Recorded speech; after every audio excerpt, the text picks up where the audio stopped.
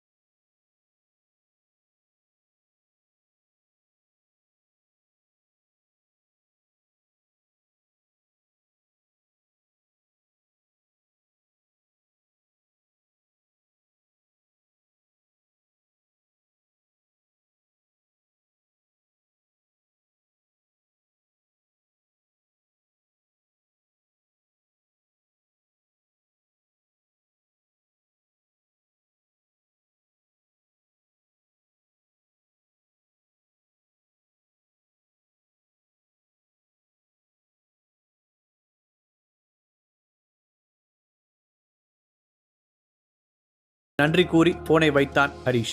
அதே நேரத்தில் ஏஜே கம்பெனியின் ஹெட் ஆபீஸில் அனுராதா பாட்டியின் மொத்த குடும்பமும் கூடியிருந்தது. அந்த பெரிய மீட்டிங் ஹாலில் சென்டரில் இருந்த சேரில் அனுராதா சோகத்துடன் உட்கார்ந்திருந்தார். மற்ற சேர்களில் அமர்ந்திருந்த ஃபேமிலி மெம்பர்ஸ் அனைவரும் டென்ஷனாக இருக்க, மதிவாணன் எல்லோருக்கும் முன் கை கட்டி தலைகுனிந்து நின்றிருந்தார். மதிவானா, உன் ஃப்ரெண்டு எங்க போனான்னு இப்போவாது சொல்றியா? அனுராதா கோபமாக கேட்டார்.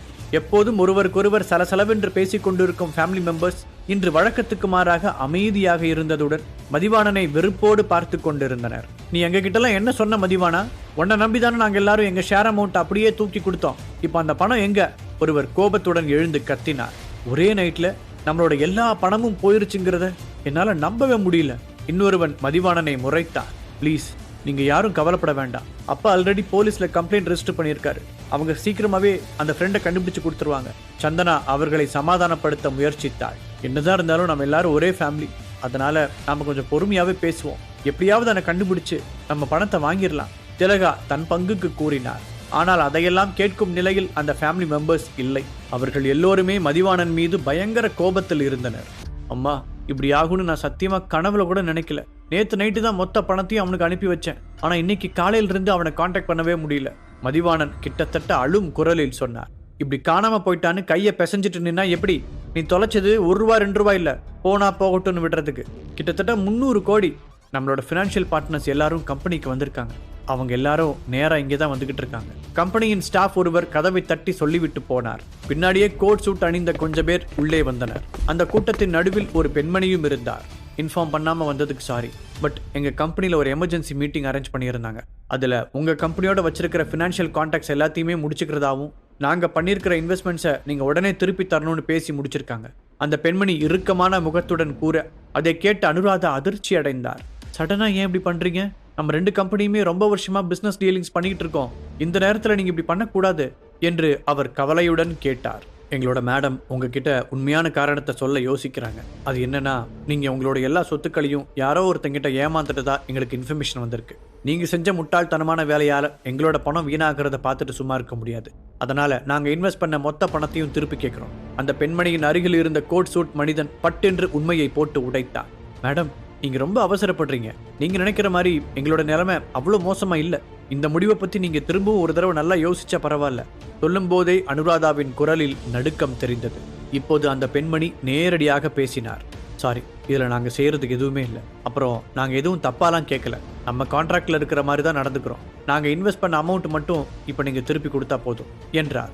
அவர் பேசி முடித்தவுடன் அங்கு வந்திருந்த மற்ற கம்பெனிக்காரர்களும் தாங்கள் செய்த இன்வெஸ்ட்மெண்ட் பணத்தை கேட்டனர். ஏஜே குடும்பத்தால் அவ்வளவு பணத்தை திருப்பி கொடுக்க முடியாது என்ற முடிவுக்கு ஆல்ரெடி அவர்கள் வந்திருந்தனர். அதனால் அந்த குடும்பத்திற்கு சொந்தமான ரியல் எஸ்டேட் நிலங்கள், அவர்களின் வீடுகள் ஆகியவற்றை போட்ட பணத்திற்கு ஈடாக பறிமுதல் செய்வது பற்றி பேசத் தொடங்கியிருந்தார்கள். அதை கேட்ட ஏஜே ஃபேமிலியில் மெம்பர்ஸ் கோபமடைந்து அவர்களுடன் வாக்குவாதத்தில் ஈடுபட்டனர். எல்லாரும் கொஞ்சம் நிறுத்துறீங்களா? இப்படி நமக்குள்ள வீணா சண்டை போடுறதுனால யாருக்கு என்ன பிரயோஜனம் என்று மேஜையில் தட்டிய அனுராதா சத்தமாக கூறினார். நீங்க எங்களுக்கு எந்த சமாதானமும் சொல்ல முடியாது. சட்டப்படி கான்ட்ராக்ட்ல இருக்கிறத மட்டும்தான் நாங்க கேட்கிறோம். சோ உங்களுக்கு வேற வழி இல்லை அப்படி நீங்க மறுத்தா அந்த பெண்மணி முடிக்காமல் நிறுத்த அவர் என்ன சொல்ல வருகிறார் என்பது அங்கிருந்த எல்லோருக்கும் புரிந்தது. மேடம், நீங்க ஒன்றும் கவலைப்பட வேண்டாம். நாங்க கண்டிப்பா உங்களோட பணத்தை திருப்பி தந்துடுறோம். ஆனா அதுக்கு கொஞ்சம் டைம் கொடுங்க. நாம ரொம்ப வருஷமா பிசினஸ் பார்ட்னர்ஸா இருந்திருக்கோம். அதுக்கு மரியாதை கொடுத்தாவது எங்களுக்கு நீங்க கொஞ்சம் டைம் கொடுக்கணும். அனுராதா கிட்டத்தட்ட கெஞ்சினார். சரிங்க அனுராதா, உங்க மேல வச்சிருக்கிற மரியாதைக்காக மட்டும்தான் நான் இதை செய்யறேன். உங்களுக்கு 1 வீக் டைம் தரேன். அதுக்குள்ள எங்க எல்லாரோட பணமும் வந்தாகணும். இல்லாட்டி நாங்க இதை கோர்ட் மூலமா டீல் பண்ண வேண்டியிருப்போம் சொன்ன அந்த பெண்மணி அதற்கு மேல் பேச எதுவும் இல்லை என்பது போல கிளம்பி சென்று விட்டார். அனுராதா தளர்ந்து போய் நாற்காலியில் சாய்ந்தார். ஒரே வாரத்தில் அவர்களது பங்கான 200 கோடி ரூபாயை எங்கிருந்து திரட்டுவது? அதே நேரத்தில் மதிவாணன் நண்பனிடம் கொடுத்து தொலைத்த 300 கோடி ரூபாயை எப்படி திரும்ப பெறுவது? யோசிக்க யோசிக்க அவருக்கு பைத்தியம் பிடிப்பது போல இருந்தது. நம்ம சந்தனாவோட ஹஸ்பண்ட் ஹரிஷுக்கு Deepak Ravichandran, Aira international company owner ஐரான்னு நிறைய பணக்கார ஃப்ரெண்ட்ஸ் இருக்காங்கல்ல, ஹரிஷ் மூலமா அவங்க கிட்ட கேட்டு பார்க்கலாமா? ஒருவர் தயக்கத்துடன் இந்த யோசனையை கூறினார். பாட்டிக்கு ஹரிஷை சுத்தமாக பிடிக்காது என்று அங்கிருந்த எல்லோருக்குமே தெரியும். அப்படி இருக்கும்போது பாட்டி அவரிடம் உதவி கேட்பாரா என்ற சந்தேகம்தான் அவர்களின் தயக்கத்திற்கு காரணம். அவர்கள் எல்லோரும் மாற்றி மாற்றி இதை பற்றி பேசிக் கொண்டிருக்கும் பொழுது மீண்டும் அங்கே வந்த ஸ்டாஃப், அரா கம்பெனியிலிருந்து மிஸ்டர் ராகவ்னு ஒருத்தர் உங்களை பார்க்கறதுக்கு பெர்மிஷன் கேட்டிருக்காரு என்று கேட்டான். அவன் சொல்லிக் கொண்டிருக்கும் போதே அந்த மீட்டிங் ஹால் கதவை தள்ளி கொண்டு ராகவ் உள்ளே நுழைந்தான். நான் தான் ராகவ். இங்க அனுராதா மேடத்தோட நான் பேச முடியுமா என்று கேட்டான். பிளாக் சூட்டில் பார்ப்பதற்கு பளிச்சென்று இருந்தவனை ஏஜே ஃபேமிலி மெம்பர்ஸ் அனைவரும் ஆச்சரியத்துடன் நோட்டமிட்டனர். எஸ், நான் தான் அனுராதா. உங்களுக்கு என்ன வேணும்? பாட்டி முகத்தை சுழித்துக் கொண்டு கேட்டார். நான் பிசினஸ் பார்ட்னர்ஷிப் சம்பந்தமா உங்க கூட பேசலான்னு வந்தேன். இந்த வார்த்தைகளை ராகவ் சொன்னதும் அந்த இடமே பரபரப்பாக மாறியது. மிஸ்டர் ராகவ், நீங்க என்ன சொல்ல வரீங்கன்னு கொஞ்சம் கிளியரா எக்ஸ்பிளைன் பண்ண முடியுமா? அனுராதாவும் ஆர்வத்துடன் கேட்டார்.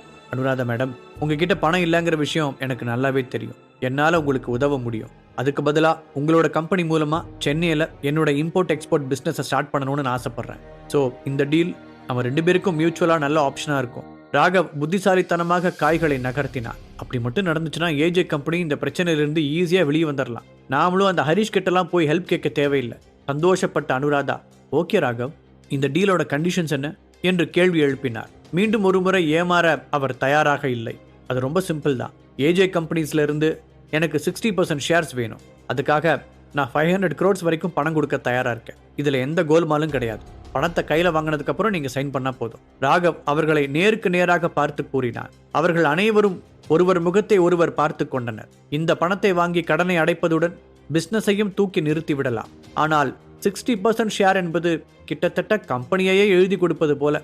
அதை நினைத்து சிலர் எதிர்ப்பு தெரிவிக்க அனுராதா தீவிரமாக யோசிக்க தொடங்கினார். கடைசியாக ஒரு முடிவுடன் நிமிர்ந்தவர், ராகவ், உங்க ஆஃபர் என்னமோ நல்லதா இருக்கு.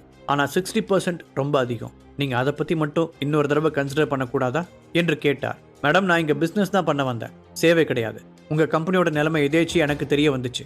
ஆல்ரெடி நானும் இங்க பிசினஸ்க்காக ஒரு நல்ல பார்ட்னரை தேடிக்கிட்டு இருந்தேன். உங்க கம்பெனி அதுக்கு சரியா இருக்கும்னு தோணுச்சு. அதனாலதான் உங்களை அப்ரோச் பண்ணேனே தவிர மற்றபடி உங்க கூட தான் பார்ட்னர்ஷிப் வச்சாகணும்னு எனக்கு எந்த கட்டாயமும் இல்லை. இப்போ நான் ஓகேன்னு சொன்னா கூட என்னோட டீல் அக்செப்ட் பண்ணிக்க வெளியில ஏகப்பட்ட கம்பெனிஸ் காத்துக்கிட்டு இருக்கு. நான் உங்களுக்கு 5 minutes டைம் தரேன். அதுக்கு மேல சாய்ஸ் இஸ் யுவர்ஸ் என்ற ராகவ் தான் ஒரு வெற்றிகரமான பிசினஸ் மேன் என்பதை நிரூபித்தார். கடைசியில் அவன் எதிர்பார்த்த முடிவுதான் கிடைத்தது.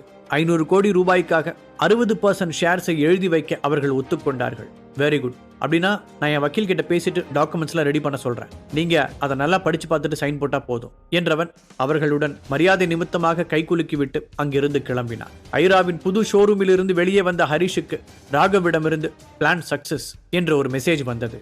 அதிலிருந்த டீடைல்ஸை பார்த்து கொண்டிருந்தவனின் முன்னால் ஒரு பிளாக் கலர் பென்ஸ் கார் சர் என்று வேகமாக வந்து சடன் பிரேக் போட்டு நின்றது.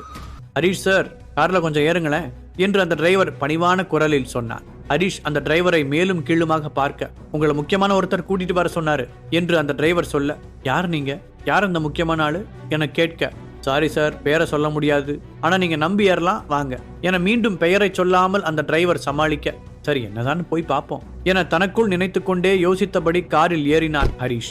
அந்த பென்ஸ் கார் நேராக வாவ் தட்ஸ் கலர்ஃபுல் என்று பார்ப்போர் சொல்லும் ஒரு பெரிய மாளிகையின் வாசலில் நின்றது. ஹரிஷ் காரை விட்டு இறங்க அவனை கட்டுமஸ்தாக இருந்த ஒருவன் இறுக்கி அணைத்தான். அப்படி ஹரிஷை அணைத்தது ஜெசிகாவின் அண்ணன் ஆண்டனி தான். ஹரிஷும் ஆண்டனியை பார்த்து புன்னகைக்க, தன் தங்கைக்கு ஹரிஷ் செய்த உதவிக்காக ரொம்ப தேங்க்ஸ் ஹரிஷ், நேற்று என் தங்கச்சியை சேவ் பண்ணதுக்காக என்னோட சின்ன அன்பளிப்பு என்று கூறி ஒரு பாக்ஸை கொடுத்தான் ஹரிஷிடம். நீங்க தானா, என்ன இதெல்லாம் ஆச்சரியமா இருக்கு என்று ஹரிஷ் கேட்க, இந்த ஆண்டனிக்கு செஞ்ச உதவிக்கு எப்படி கைமாறு செய்யணும்னு தெரியும், அதான் நேற்று நீங்க நேச்சுரல் மெடிசன் பத்தி எல்லாம் பேசினதை பத்தி யோசிச்சேன். ஸோ இது உங்களுக்கு யூஸ்ஃபுல்லா இருக்கும். அந்த பாக்ஸ்ல இருக்கிறது மிகச்சிறந்த ஹெர்பல்ஸ், உங்க ஃபோக்கஸ் அண்ட் ஸ்ட்ரென்த்தை இன்க்ரீஸ் பண்ண உதவும். ஹரிஷ் அந்த மூலிகைகளை வாங்கி பார்த்து கொண்டிருக்க, என்ன இப்படி பாக்குறீங்க, என்னோட ஃபோக்கஸையும் ஸ்ட்ரென்த்தையும் நேச்சுரல் வேஸ்ல இன்க்ரீஸ் பண்ணக்கூடிய நேச்சுரல் மெடிசன்ஸ்ல நான் ரொம்பவே ஆர்வமா இருக்கேன். என்னோட பிசினஸ்லயும் நல்ல இம்ப்ரூவ்மெண்ட் நடக்குது என்று ஆண்டனி கூறினார். உடனே ஹரிஷ் ஸ்மைல் செய்ய, இப்ப எதுக்கு நீங்க சிரிக்கிறீங்க ஹரிஷ், நீங்க இப்ப சொன்னதெல்லாம் நிறைவேற மாதிரி நான் ஒரு மெடிசன் உங்களுக்கு கொடுத்தா நீங்க எனக்கு என்ன பண்ணுவீங்க மிஸ்டர் ஆண்டனி? ஹரிஷ், என்ன ஜோக் காட்டுறீங்களா? நோனோ, நான் ஏன் ஜோக் பண்ண போறேன், அதுல நான் ரொம்ப வீக் என்று ஹரிஷ் சொல்ல, ஆண்டனி அவனை ஒரு மாதிரியாக பார்த்தான். என்ன நீங்க நம்பலாம் என்று கூறியபடியே ஹரிஷ் தன் பாக்கெட்டில் இருந்து ஒரு மாத்திரையை எடுத்தான். கயல்வெளி கொடுத்த புத்தகத்தை பின்பற்றி அவன் தயாரித்த மாத்திரைகளில் இதுவும் ஒன்று. ஆண்டனி ஹரிஷ் கையில் இருந்த மாத்திரையை பார்த்தான். உண்மையிலேயே ஹரிஷ் கூறியபடி அந்த மாத்திரைகள் வேலை செய்தால் அது ஆண்டனிக்கு பெரிய வரமாக இருக்கும். ஆனால் ஹரிஷின் மீது ஆண்டனிக்கு நம்பிக்கை வரவே இல்லை. அதை ஹரிஷும் உணர்ந்தான். நான் சொல்றதை நீங்க நம்பலன்றது எனக்கு தெளிவா தெரியுது என்று ஹரிஷ் சொல்ல, ஆண்டனி மௌனத்தையே பதிலாக தந்தான். இதையடுத்து ஹரிஷ் அமர்ந்திருந்த இடத்திலிருந்து எழுந்திருக்க, ஏன் இப்ப எழுந்துட்டீங்க என்று ஆண்டனி கேட்டான்.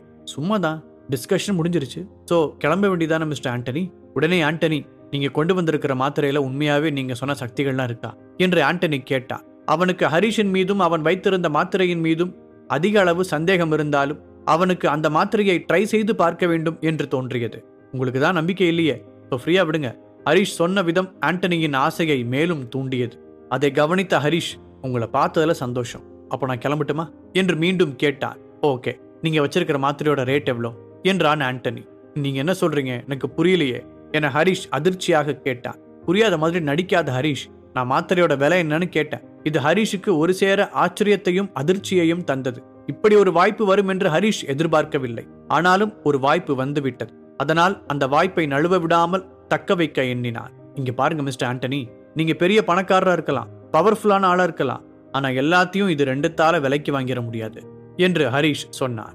ஹரிஷ், கருத்தெல்லாம் எதுவும் வேண்டாம், ஜஸ்ட் பிரைஸ் எவ்வளோன்னு மட்டும் சொல்லுங்க என்று ஆண்டனி கேட்க, ஹரிஷ் உடனடியாக பதில் சொல்லவில்லை.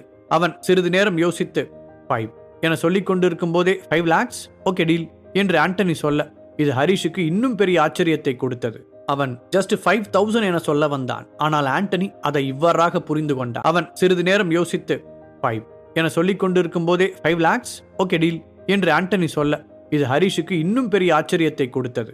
அவன் ஜஸ்ட் 5,000 என சொல்ல வந்தான். ஆனால் ஆண்டனி அதை இவ்வாறாக புரிந்து கொண்டான். இந்த மாத்திரைக்கு 5 lakhs என ஹரிஷ் தனக்குள்ளாகவே நினைத்தவன் ஆண்டனியிடம் நான் 5,000 தான் கேட்க வந்தேன் என்று சொல்ல தைரியம் வரவில்லை. என்ன ஹரிஷ் யோசிக்கிற? ஹரிஷ் அந்த அதிர்ச்சியில் இருந்து இன்னும் மீளவே இல்லை. பேசாம நம்ம குடும்பம் மீடியா இண்டஸ்ட்ரியை நடத்துறதை விட்டுட்டு இந்த மாதிரி பிசினஸ்ல இறங்கிடலாம் போலயே, செம்ம வருமானமா இருக்கும் போல என ஹரிஷ் தனக்குள்ளேயே யோசித்துக் கொண்டிருந்தான். ஆண்டனி மெல்ல ஹரிஷிடம் வந்து, நீ கேட்டதை கொடுக்க நான் ஒத்துக்கிட்டேன், அப்புறம் என்ன யோசனை? இங்க பாரு ஹரிஷ், மணி எல்லாம் பிரச்சனையே இல்லை, ஆனா நீ கொடுத்த மெடிசன் மட்டும் வேலைக்கு ஆகலன்னு வையேன், அப்புறம் என்ன நடக்கும்னு எனக்கே தெரியாது என்று ஆண்டனி மிரட்டும் தோணியில் சொன்னான். இதை கேட்ட பிறகு ஹரிஷ் துளியும் பயப்படாமல், கவலைப்படாதீங்க, என்னோட கஸ்டமர்ஸை நான் என்னைக்கும் டிசப்பாயிண்ட் பண்ணதில்லை மிஸ்டர் ஆண்டனி, அப்போ மாத்திரையை என்கிட்ட ஹேண்ட் ஓவர் பண்ணலாமே என்று ஆண்டனி கேட்க ஹரிஷும் மாத்திரையை நீட்டினான். ஆண்டனி எடுக்க வந்த நேரத்தில் ஹரிஷ் தன் மாத்திரையை வைத்திருந்த கையை பின்னுக்கு இழுத்து கொண்டார். இது ஆண்டனிக்கு அதிர்ச்சியை தந்தது. என்னாச்சு, நான் பணம் தரமாட்டேன்னு நினைச்சு இப்படி பண்றீங்களா ஹரிஷ் என ஆண்டனி யோசனையாக கேட்க, அப்படிலாம் இல்லை, ஆனா நான் வெறும் 5 லட்சத்துக்கு மட்டும் இந்த மாத்திரையை உங்கள்கிட்ட கொடுக்கறதுன்னு நான் சொல்லவே இல்லையே என்று ஹரிஷ் பீடிக்கை போட, இது ஆண்டனிக்கு மேலும் குழப்பத்தை தந்தது. பின்ன வேற என்ன வேணும், இன்னும் அதிகமா பணம் வேணுமா? இதை கேட்டதும் ஹரிஷின் பார்வை அங்கு டேபிள் மீது இருந்த ஒரு ஜுவல்லரி பாக்ஸ் மீது விழுந்தது. அந்த பாக்ஸில் ஒரு ரிங் இருக்க அதை ஹரிஷ் உள்ளே வரும்போதே பார்த்திருந்தான்.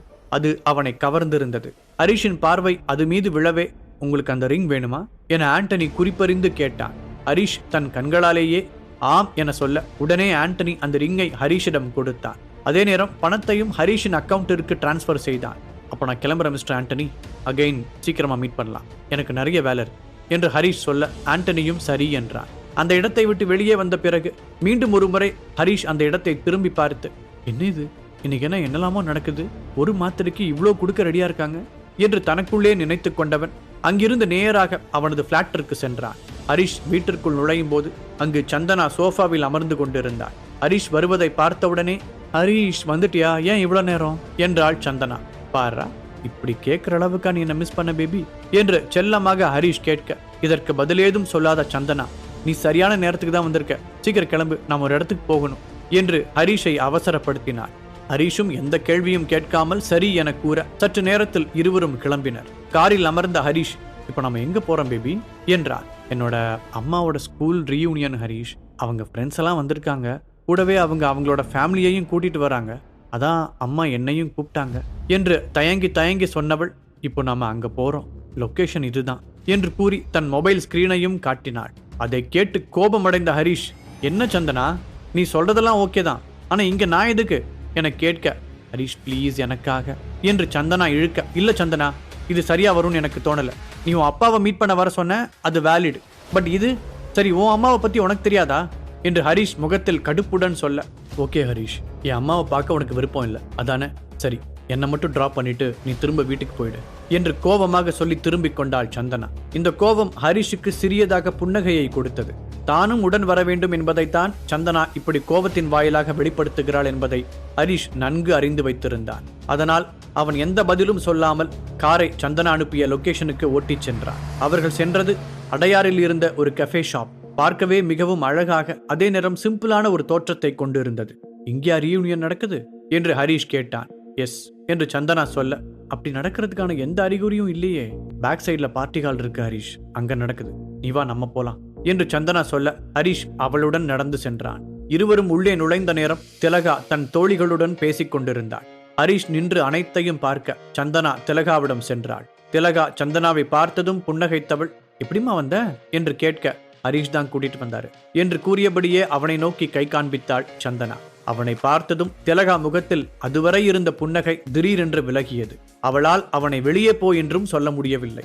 நீ இப்போ செஞ்சிட்டு இருக்கிற வேலையை பத்தி உங்க அம்மா சொன்னா, இட்ஸ் ரியலி இம்ப்ரெசிவ் என்று ஹேமா சொல்ல, இதையெல்லாம் கேட்டதும் சந்தனாவின் முகத்தில் மட்டுமல்லாமல் திலகாவின் முகத்திலும் சந்தோஷம் குடிகொண்டது. இதையடுத்து மற்றவர்கள் தங்களின் பிள்ளைகளை சந்தனாவுக்கு அறிமுகப்படுத்தினர். அந்த நேரத்தில், சந்தனா, இவர்தான் அந்த ஹரிஷா என்று ஹேமா ஹரிஷை கை காண்பித்தபடி கேட்டாள். சந்தனா உற்சாகமாக ஆமாம் என்றாள். உடனே ஹேமா ஹரிஷ் அருகில் சென்று, யூ லுக் ஹேண்ட்சம் என்றாள்.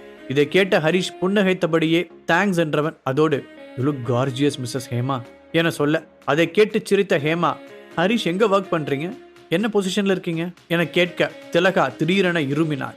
ஹரிஷோ, நான் ஒரு சின்ன கம்பெனிக்காக ஒர்க் பண்ணிட்டு இருக்கேன் என சொல்ல, ஹேமா விடாமல் என்ன ஒர்க் என்றாள். என் பாஸ்க்கு அக்கௌண்ட்ஸ்ல ஹெல்ப் பண்ணிட்டு இருக்கேன் என ஹரிஷ் சமாளிக்க, என்ன சன், எதையுமே தெளிவா சொல்ல மாட்டேங்கிற, நீ பண்ற வேலைக்கு ஒரு டைட்டில் இருக்கும்ல, உன் சின்ன கம்பெனிக்கு ஒரு நேம் இருக்கணும்ல, அதென்ன என்று ஹேமா கேட்டாள். நான் ஒரு கிளர்க்கா ஒர்க் பண்ணிட்டு இருக்கேன் என ஹரிஷ் பதில் சொல்ல, அங்கிருந்த அனைவரும் அதிர்ச்சியானார்கள்.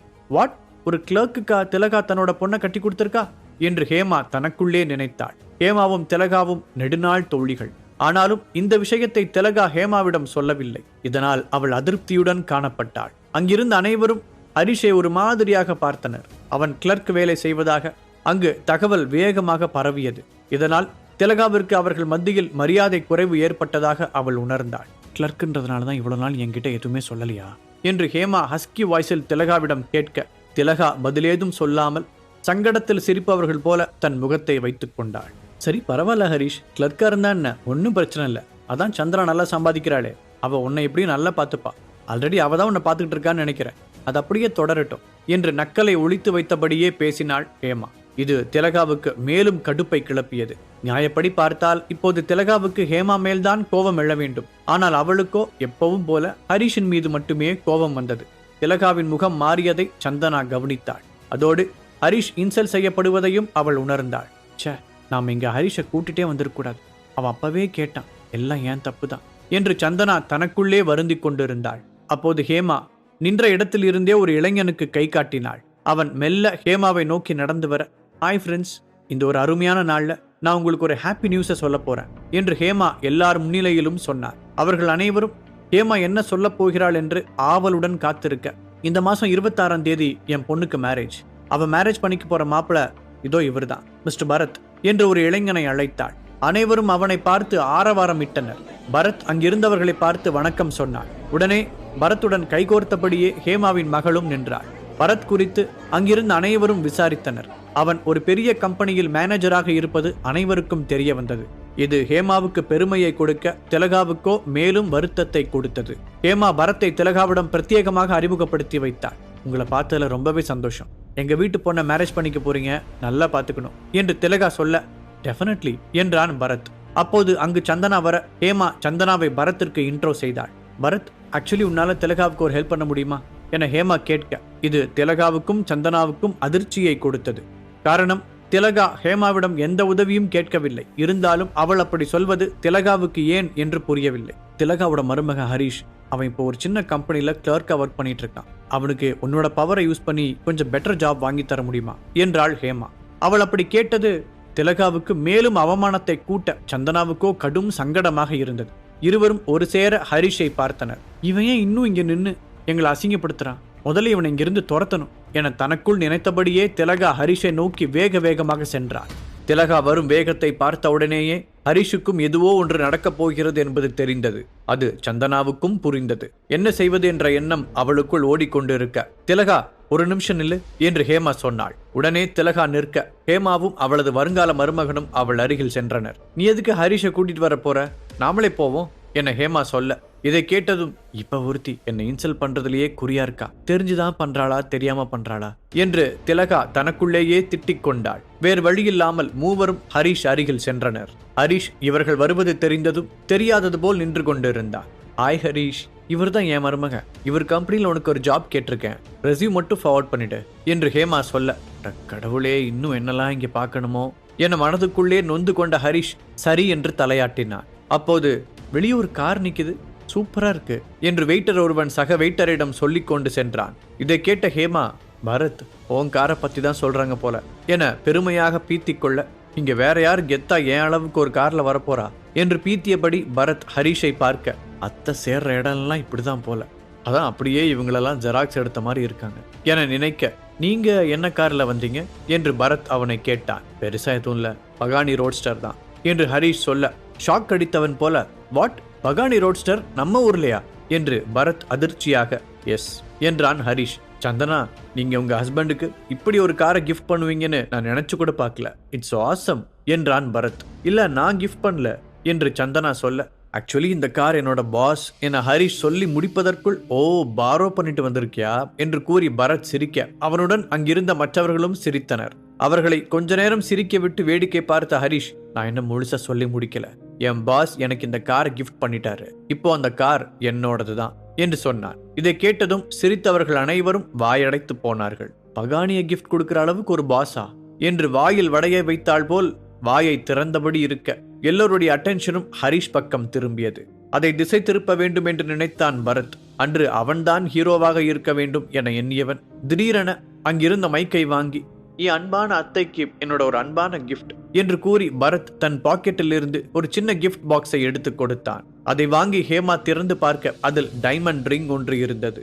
வாவ், இட்ஸ் சோ நைஸ் என்று ஹேமாவின் தோழிகள் கூற, ஹேமாவோ, ஓ மாப்பிள, எனக்கு எதுக்கு கிஃப்ட், என் மகளுக்கு கொடுங்க என்றாள். நோனோ, நீங்க தான் இப்போ நம்ம குடும்பத்தோட இம்பார்ட்டன்ட் பர்சன், சோ உங்களுக்கு தான் இந்த கிஃப்ட் என கூறி அவளிடம் கிஃப்டை நீட்ட, ஹேமாவும் அந்த டைமண்ட் ரிங்கை எடுத்தாள். ஓ மாப்பிளைக்கு உன் மேல ரொம்பவே அக்கறை தான் போல என்று ஒரு தோழி சொல்ல, ஆமாம் என்று தலையாட்டிய ஹேமா, திலகா இங்க பாரு, இட்ஸ் சோ நைஸ்ல என கேட்க, ஹேமா இப்படி சொல்லியது திலகாவிற்கு மேலும் ஹரிஷ் மீது வெறுப்பை கூட்டியது. அவள் தன் பார்வையை ஹரிஷ் நோக்கி திருப்பினாள். ஹரிஷுக்கு அங்கு இருக்க பிடிக்காமல் அவன் உடனடியாக அங்கிருந்து வெளியேறினான். இதை சந்தனாவும் பார்த்தாள். அவளும் உடனடியாக வெளியே சென்று, ஹரி, உள்ள நடக்கிறதெல்லாம் உனக்கு இன்சல்ட்டா இருக்குன்னு எனக்கு புரியுது, நீ கொஞ்ச நேரம் இங்க இரு, நான் சீக்கிரமா வந்துடுறேன், சாரி ஹரி என்று கூறிவிட்டு சந்தனா மீண்டும் உள்ளே சென்றாள். என்னாச்சு சந்தனா, ஹரிஷ் ஏன் வெளியே போயிட்டாரு என்று ஹேமா விசாரிக்க, ஆபீஸ் ரிலேட்டட் கால் ஒண்ணு, அதான் என்று சந்தனா சமாளித்தாள். கமான் சந்து, டாப் பொசிஷன்ல இருக்கிற உனக்கும் சரி என் மாப்பிளைக்கும் சரி எந்த காலும் வரல, ஆனா உன் கிளர்க் ஹஸ்பண்டுக்கு வருதா என்று ஹேமா குத்தலாக பேச அம்மாவின் தோழி என்பதால் சந்தனா பதில் எதுவும் சொல்லாமல் அமைதியாக இருந்தாள். சரி ஃப்ரீயா விடு என்று கூறிவிட்டு வேறு டாபிக்குகள் பேச ஆரம்பித்தாள் ஹேமா. பார்ட்டி ஹாலுக்குள் அனைவரும் பேசி சிரித்து கொண்டிருக்க ஹரிஷ் உள்ளே மீண்டும் வந்தான். அவனை பார்த்ததும், இப்ப எதுக்கு உள்ள வந்த? எங்களை அசிங்கப்படுத்தவா? இதுவரைக்கும் நீ பண்ணதே போதும், வெளியே போய் நில்லு என்று மெதுவாக ஹரிஷிடம் சொன்னாள் திலகா. சந்தனாவும் அவன் அருகில் வந்து, ஏன் ஹரிஷ் வந்த? வெளியே வெயிட் பண்ணு, நான் தான் வரேன்னு சொன்னல, இவங்களெல்லாம் மாற்றவே முடியாது, எல்லாம் ஏன் தப்பு தான் என கண் கலங்க இருவரின் பேச்சையும் அவன் கேட்காமல் அப்படியே நின்று கொண்டிருந்தான். அந்த நேரத்தில் ஹரிஷ் சார் என்று வெயிட்டர் ஒருவன் கேட்க, எஸ் என்றான் ஹரிஷ். அந்த வெயிட்டர் ஹரிஷிடம் ஒரு கிஃப்ட் பேக் ஒன்றை கொடுத்தான். அதை சந்தனாவும் திலகாவும் ஆச்சரியமாக பார்த்தனர். மற்றவர்களின் பார்வையும் ஹரிஷ் பக்கம் திரும்பியது. அத்த, எனக்கும் சந்தனாவுக்கும் மேரேஜ் ஆகி ரொம்ப நாள் ஆயிடுச்சு, ஆனா இதுவரைக்கும் நான் உங்களுக்காக எதையுமே வாங்கி கொடுத்ததில்லை, பட் இப்போ உங்களுக்காக ஒரு கிஃப்ட் என்று கூறியபடியே தன் கையில் இருந்த கிஃப்டை திலகாவிடம் ஹரிஷ் கொடுத்தான். என்னதான் அத்தைக்கு தன்னை பிடிக்காது என்றாலும் அவள் எண்ணத்தை கொஞ்சம் மாற்ற நினைத்து அவளுக்கு கொஞ்சம் கௌரவத்தையும் கொடுத்து பார்ப்போம் என்று நினைத்தே ஹரிஷ் இதை செய்திருந்தான். திலகாவுக்கு ஹரிஷின் கிஃப்டின் மீது எந்த நம்பிக்கையும் இல்லை. அவன் இப்போது தந்திருக்கும் கிஃப்டிற்குள் எப்படியும் மொக்கையான ஒன்றுதான் இருக்கும் என்று அவள் குறுகிய மூளை நினைத்தது. அதை வாங்கி கையில் மட்டும் வைத்துக் கொண்டாள். பாக்கெட் எஃப்எம் ஆப்பை டவுன்லோட் பண்ணி கிங் ஆடியோ சீரீஸை கேட்க ஸ்டார்ட் பண்ணுங்க.